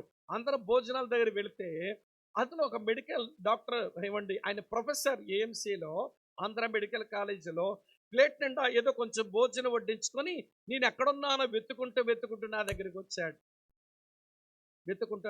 వచ్చాడు. బాబు, ఇందాక మీరు ఒక మాట అన్నారే, అది నా జీవితంలో నిజమైపోయిందయ్యా అన్నాడు. నేను ఆ ప్రసంగంలో అన్నానంటే క్యాజువల్గా చెప్పాను. ఏమని చెప్పానంటే, నీ పిల్లల్ని దేవునికి దక్కేలా పెంచితే వారు దేవునికి దక్కుతారు, నీకు దక్కుతారు. నీ పిల్లల్ని దేవునికి దక్కేలా పెంచకపోతే వాళ్ళు దేవునికి దక్కరు, నీకు దక్కరు అన్నాను. అది క్యాజువల్గా ఫ్లోలో వచ్చింది ఆ మాట. ఆ డాక్టర్ గారికి ఆ మాట పట్టుకుందంట. బాబు, నాకు ఒక్కగానో కొడుకు, నేను డాక్టర్ని, నా వైఫ్ డాక్టర్, వాడిని కూడా డాక్టర్గానే వాడు తయారైనాడు. జనరల్ మెడిసిన్లో పీజీ చేశాడు. ఒక మంచి డాక్టర్ అమ్మాయిని చూసి పెళ్లి చేశాము. ఇద్దరు యూకేకి వెళ్ళిపోయారు. ఈ కోవిడ్ వచ్చినప్పుడు మాకు అర్థమైంది, వాడా మా దగ్గరికి రాలేడు, తర్వాత మేమే వాడి దగ్గరికి పోలేము. మా కోవిడ్ వస్తే ఏదో ఫోన్లో డాడీ ఎట్లున్నారని పలకరించేవాడు. ఏ మందు ఆ మందు వాడాలి, ఈ మందు అవన్నీ మాకు తెలియదు. ఆ మందులు వాడటం ఇవన్నీ వాడేం. కానీ మరి పెళ్ళైన తర్వాత భార్య ప్రోద్బలమో లేక భార్య ఇంటి వాళ్ళ యొక్క ప్రోద్బలమో తెలియదు. కానీ ఈ రోజున మా ముఖం చూడడానికి కూడా వాడేస్తాం. ఒక్కడే కొడుకు, మాకన్నిటికీ వాడే అవుతాడనుకుంటే వాడి మీద ఆశలు పెట్టుకొని చక్కగా చదివించి మంచిగా పెళ్లి చేసి ఇద్దరిని మెడికల్ డాక్టర్స్ని విదేశాలు పంపిస్తే ఈ రోజున మా ముఖమే చూడడం లేదు. కొంతమంది అనుకుంటారు మా కొడుకులే మాకు పోషకులు అయిపోతారని, మా కొడుకుల వల్లనే మా జీవితం సంతోషంగా ఉంటుందని. మీ కొడుకులు పోషించకపోతే పోయారు, కానీ మీకు నరకం చూపించకపోతే చాలు. ఈరోజు కొంతమంది కొడుకులు పాడు కొడుకులు పుడుతున్నారు. అర్థమవుతుంది అనుకుంటున్నా. ఏమయ్య అబ్రహాము, నీ కొడుకు పుడితే వాడు పోషిస్తాడా? నేను పోషించేవాడని కానీ నా పేరు ఎలిషద్దాయ్, నేను పోషించేవాడు. మర్చిపోయావు నీవు మాట. అందుకే అభ్యంతరపడి నీ భార్య సలహా విని నువ్వు అభ్యంతరపడే మనిషిగా మిగిలిపోయావు. నీ అభ్యంతరం తొలగిపోవాలి. అందుకనే నేను 13 సంవత్సరాలు నీతో మాట్లాడలా. నా పేరు ఎలిషద్దాయ్, నేను సరిపోయిన వాడను, నేను నీడనిచ్చేవాడని, నేను పోషించేవాడిని. 3 చెప్పాను. 4 చెప్తాను వినండి. ఎలిషద్దాయ్ అనే మాటకు 4 అర్థం ఏంటనంటే సంతృప్తినిచ్చేవాడు, సాటిస్ఫైయింగ్ వన్. ఎలిషద్దాయ్ అనే మాట వర్డ్ పిక్చర్ వేయవలసి వస్తే హెబ్రీ భాషలో ఉన్న ఎలిషద్దాయ్ అనే పదానికి ఒక బొమ్మ వేయవలసి వస్తే ఏం బొమ్మ వేస్తారో తెలుసా? తల్లి రొమ్ము బొమ్మ వేస్తారట. ఆ తల్లి రొమ్ము దగ్గర పిల్లాడు పాలు తాగి ఆవిడ తృప్తి చెందిన తర్వాత అమ్మ రొమ్ము మీద తలకాయ పట్టుకుని పడుకునే బొమ్మ వేస్తారట. కారణం ఏంటనంటే అమ్మ రొమ్ము ఆ చిన్న పిల్లవాడికి ఎలాగైతే సంతృప్తినిస్తుందో అలాగని ఎలిషద్దాయి దేవుడు ఆయన సంతృప్తినిచ్చేవాడు. వినండి. ఒక్క సంగతి చెప్పే ముగిస్తాను. మిగిలింది నేనేం చెప్పలేను. 5వది మిగిలింది ఏంటంటే ఆయన పరిశుద్ధపరచువాడు. ఆయన పరిశుద్ధపరచువాడు గనుకని 13 సంవత్సరాలు ఆయన మాట్లాడడం మానేసి అబ్రాహామును డిసిప్లైన్ చేశాడు. అది మీరు తర్వాత ధ్యానం చేసుకోండి. ఇప్పుడు మాత్రం తృప్తినిచ్చేవాడు చెప్పి ముగిస్తాను. ఆయన తృప్తినిచ్చేవాడు. బాగా వినండి ప్రియులారా. తృప్తినిచ్చేవాడు, తృప్తిగా జీవించమని పిలుపునిచ్చేవాడు. బైబిల్లో తృప్తిని గురించి కొన్ని మాటలు ఉన్నాయి. హెబ్రీలకు రాసిన పత్రిక 13వ అధ్యాయం 5వ వచనంలో ఉంటుంది. అక్కడ ఏమని చదువుతాము అని అంటే, ఎంత మంచి మాట, మీరు ధనాపేక్ష లేని వారై కలిగిన వాటితో సంతృప్తిగా ఉండండి అన్నాడు. బాప్తిసమిచ్చి యోహాను కూడా బోధ చేస్తూ లూకా సువార్త 3వ అధ్యాయం 14వ వచనంలో అంటాడు, ప్రియులారా మీరు ఎవరిని బాధ పెట్టకయు యవన మీద అపనందలు వేయకయు మీ జీతములతో మీరు సంతృప్తి కలిగి ఉండండి అన్న. ఆ తృప్తి గల జీవితం, దేవునిలో సంతృప్తి నేర్చుకున్నటువంటి పౌలు అంటాడు ఫిలిప్పీలకు రాసిన పత్రిక 4వ అధ్యాయం 11వ వచనంలో, నేను ఏ స్థితిలో ఉన్నానో ఆ స్థితిలో నేను సంతృప్తి కలిగి ఉండడం నేర్చుకున్నాను. దేవునిలోనే సంతృప్తి. అది ఎట్లనో చెప్పి ముగించేస్తాను. ఇప్పుడు మన శ్రీలంకకు పోయి సముద్రానికి ఒక చేపను తెచ్చిన బాపట్లలోనికి. చేపకు మాటలొచ్చని అనుకుందాం, అది మాట్లాడగలదని అనుకుందాం. ఊరికే చేపను తీసుకొచ్చి శ్రీలంక నుంచి చేప తింటున్నాం. చేపగారు మా బాపట్లలో నీకు బోల్డంత భోజనం సిద్ధపరిచామి, బస్తాల గింజలు ఉన్నాయి, బస్తాల భోజనం నీకుంది అంటే ఆ చేపకే కానీ మాటలు వస్తే ఏమంటుందో తెలుసా? నన్ను ఎందుకంటే చంపుతారు, నన్ను ఎందుకు చంపుతారు ఇక్కడ తీసుకుని వచ్చి? మీరు సంపాదించి పెట్టిన ఈ బస్తాల భోజనం నాకు తృప్తి ఉంటుందా? ఉండదు. మీరు ఎక్కడి నుంచి అయితే నన్ను తెచ్చారో ఆ శ్రీలంక సముద్రంలో అక్కడే నన్ను పడేయండి. ఏదో ఒక చిన్న గింజ, ఏదో చిన్న పురుగు, అది తింటూ అక్కడే నాకు తృప్తిగా ఉంటుంది. మీరు బస్తాల భోజనం పెట్టినా నాకు ఇక్కడ తృప్తి లేదు. ఆకాశంలో ఎగిరే పక్షిని తీసుకొచ్చి ఒక పంజరంలో పెట్టే పక్షి గారు మీకు బోల్డంత భోజనం సిద్ధపరిచినామండి, ఇక్కడ తిని బాగా నీవు బలం పొందు అంటే ఆ పక్షి ఎందుకండి నన్ను చంపుతారు? ఆకాశంలో అలాగే విహరిస్తూ ఎక్కడో చిన్న గింజ, ఎక్కడో చిన్న పురుగు దొరికితే చాలు తృప్తిగా ఉంటుంది నాకు. మీరు పంజరంలో పెట్టి బస్తాల భోజనం విసిరిన నాకు తృప్తి ఉండదండి. చేపకి ఎక్కడ తృప్తి? సముద్రంలో. పక్షికి అక్కడ తృప్తి ఆకాశంలో. ఎందుకంటే అది ఎక్కడి నుంచి తెచ్చామో దాన్ని అక్కడ వదిలేస్తేనే దానికి తృప్తి. మరి మనిషిని ఎక్కడుంది మనిషికి తృప్తి అంటే, చేప నీటిలోంచి తెచ్చాము, నీటిలో వదిలిపెట్టండి తృప్తి వస్తుంది. పక్షి ఆకాశంలో పట్టి తెచ్చాము, అక్కడ వదలండి దానికి తృప్తి వస్తుంది. ఓ మనుషుడామా, నీకెక్కడుంది తృప్తి అంటే, నువ్వు దేవునిలో నుంచి వచ్చావు, మళ్ళీ దేవునిలోనికి రా, తృప్తి వస్తుంది. అపోస్తలుడైన పౌలు ఏథెన్సులో ప్రసంగం చేస్తూ చెప్పాడు, మనమంతా దేవుని మూలంగా పుట్టాం, దేవునిలో ఉనికి కలిగి ఉన్నాం, దేవునిలోనే చెలిస్తున్నాం, దేవునిలోనికి రండి, తృప్తి వస్తుంది. చేప సముద్రంలోకి పోతే దానికి తృప్తి, పక్షి ఆకాశంలోకి పోతే తృప్తి, మనిషి దేవునిలోనికి వస్తేనే తృప్తి. మ్యాక్స్ లుకోడో అనే భక్తుడు అంటాడు, ఈ మనుషులంతా దేవునిలోనికి రావడం కొరకంట, ఈ మనుషులంతా దేవునిలోనికి రావడం కొరకు యేసు ప్రభువారు అరికాలు మొదలకు నడినెత్తి వరకు మొత్తం అన్ని కన్నాలు చేసుకున్నాడు.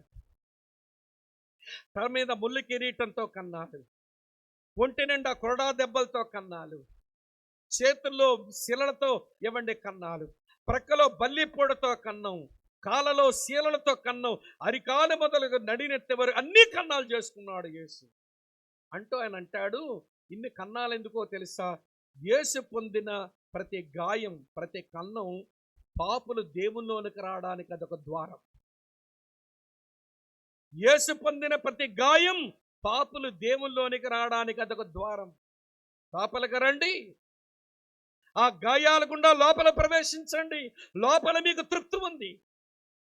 చేపను సముద్రం తీసి ఎన్నిచ్చినా దానికి తృప్తి లేదు, పక్షిని ఆకాశంలో తెచ్చిబెట్టి పంజరంలో పెట్టి ఎన్నిచ్చినా దానికి తృప్తి లేదు.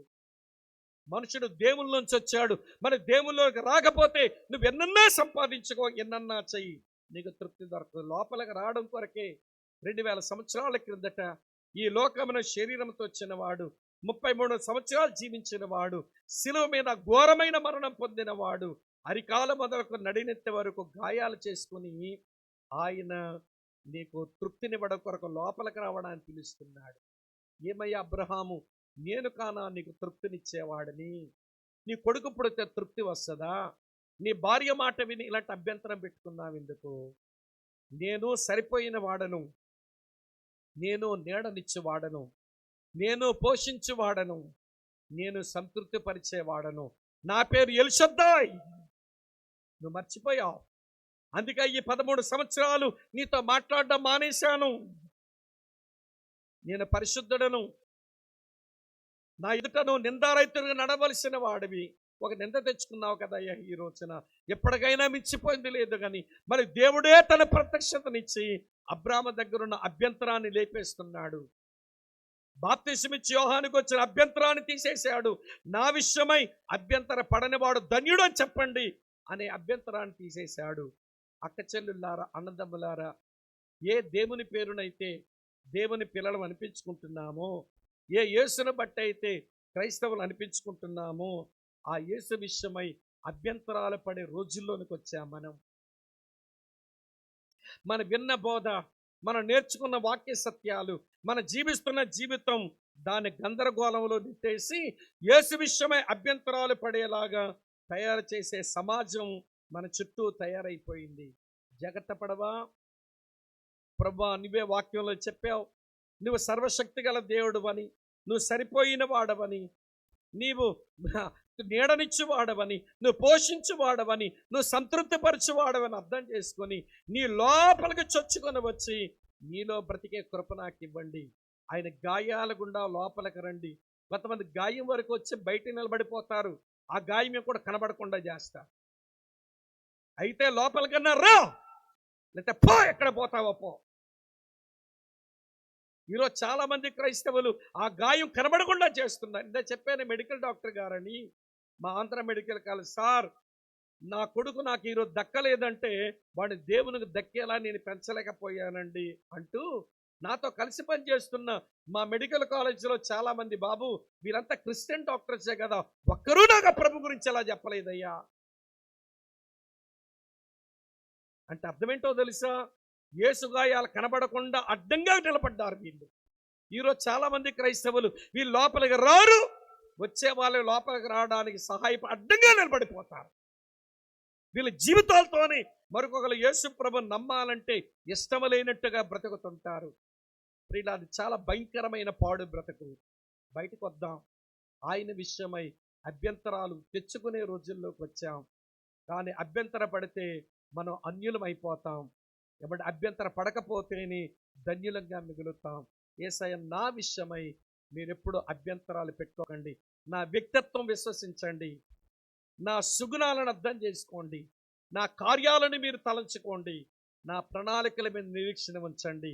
నా విషయమై అభ్యంతర పడకండి. అబ్రాహాము జీవితంలో ఒక్కసారి వచ్చిన తప్పిదం ప్రియులారా, అది 4000 సంవత్సరాలకు పెద్ద ప్రమాదంగా పరిగణించబడింది. కనుక ఈ రాత్రి వేళ ఏ విషయంలో ప్రభు విషయమై నువ్వు అభ్యంతర పడుతున్నావో దాన్ని తొలగించుకో. లేకపోతే నీ చుట్టూ ఉన్న సమాజం, నీ చుట్టూ ఉన్న మనుషులు యేసు విషయమై నువ్వు అభ్యంతర పడేలాగా నిన్ను ప్రలోభ పెడతారు. వారి మాటల చేత నిన్ను కిందకి లాగేస్తారు. ప్రియులారా, మెట్టుకు దుష్ట సాంగత్యములో పడి నీ జీవితాన్ని నువ్వే పాడు చేసుకుంటావు. ప్రభు ఈ రాత్రి ప్రేమించి ఒకటే మాట వినిపిస్తున్నాడు, నా విషయమై అభ్యంతర పడనివాడు ధన్యుడు. బాప్తిస్మిచ్చి యోహాను అభ్యంతరం తెచ్చుకున్నాడు, తొలగించాను. అబ్రాహాము జీవితం అభ్యంతరం తెచ్చుకున్నాడు, తొలగించాను. మీ విషయంలో మీరు ఏమైనా నా విషయమై అభ్యంతర పడితే ఈ వాక్యములు తొలగించుకొని యేసు పొందిన ప్రతి గాయము గుండా మనం ప్రభువులోనికి, దేవునిలోనికి చొచ్చుకొని వెళ్ళిపోదాం. ఆయనే మన ఆశ్రయదుర్గంగా చేసుకుందాం. అట్టి దీవెన దేవుడు మనకు అనుగ్రహించాలని ప్రార్థన చేసుకుందాం. తల్ల వంచండి, కళ్ళు మూసుకోండి, ప్రార్థన చేస్తాం. తల్ల వంచండి, కళ్ళు మూసుకోండి, ప్రార్థన చేస్తాం. ఎవరు ఇటట్టు చూడొద్దు, ఇటట్టు తిరగొద్దు, కూర్చున్న చోట్లోంచి లేవద్దు. కళ్ళు మూసుకొని ప్రార్థన చేసుకుందాం. ప్రభువా, కొన్నిసార్లు నాకు తెలియకుండానే నా విశ్వాస విషయంలో ఏదో అభ్యంతరాలు చేస్తున్నాయి. నా యొక్క ఫెయిత్లో నేను కదిలించబడుతున్నాను, నేను షేక్ అయిపోతున్నాను. ప్రభువా, 2 తెస్సలోనిక 3:3 ప్రకారం మీరు నన్ను స్థిరపరచండి నాయన అని వేడుకున్నామా ప్రియులారా? అక్క చెల్లి, సరిపోయిన వాడాయన. మేము ఆరాధించినప్పుడు ఇలా పాడతాం, సరిపోయిన వాడవయ్యా యేసు మాకందరికి, పరిశుద్ధ దేవుడవయ్యా చేరాము నీ దరికి. పడకుండా నిలబెట్టేవాడు, కాపాడి నిలబెడతాడు, తప్పించి రక్షిస్తాడు. అడుగు వాటి కంటే, ఊహించు వాటి కంటే అత్యధికమైన కార్యాలు చేస్తాడు. ఆయన నీడ మంచి నీడ. ముళ్ళ పొద నీడ కింద బతుకుతున్నావేమో, లేక సొరచెట్టు నీడ కింద జీవిస్తున్నావేమో, లేక బదరీ వృక్షపు నీడ కింద నువ్వు నిరుత్సాహంతో కృంగిపోతున్నావేమో. రా, ఆయన రెక్కల క్రిందకి రా. ఆయన పోషించువాడు, శత్రువులు ఎదుట భోజనం సిద్ధపరచగలిగిన వాడు ఆయన.